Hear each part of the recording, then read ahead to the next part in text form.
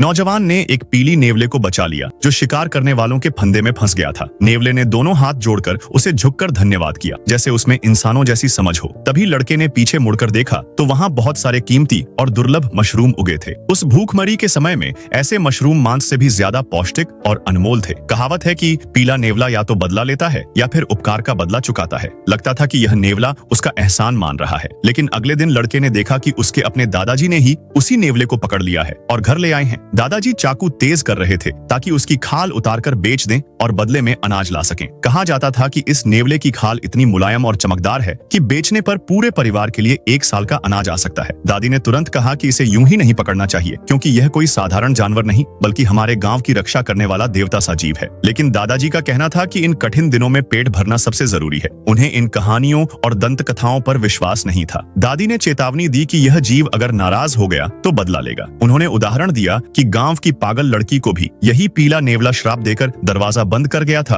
और तब से वह पागल हो गई। कई साल पहले गांव के लोग खजाने की तलाश में पहाड़ पर हुआंग चुआन गुफा में गए थे, जो पीले नेवलों का ठिकाना था। उन्होंने वहां से सोना चांदी निकालने की कोशिश की, लेकिन नेवलों ने बदला लिया और सभी मारे गए। सिर्फ एक आदमी किसी तरह बच गया, लेकिन उसी रात पीले नेवले ने उसके घर का दरवाजा बंद कर दिया और बाद में उसका परिवार बर्बाद हो गया। लड़के ने भी दादाजी से कहा कि यह नेवला इंसानों की तरह हाथ जोड़कर धन्यवाद करता है, इसमें आत्मा जैसी समझ है। लेकिन दादाजी बोले कि कई जानवर इंसानों की नकल करते हैं, इसमें कुछ नया नहीं। वे किसी की नहीं सुनते और पेट भरने के लिए उसी नेवले को मारने पर अड़े रहे। जैसे ही उसे मारने की कोशिश की, घर के ऊपर से काले कौवों का झुंड उड़ने लगा।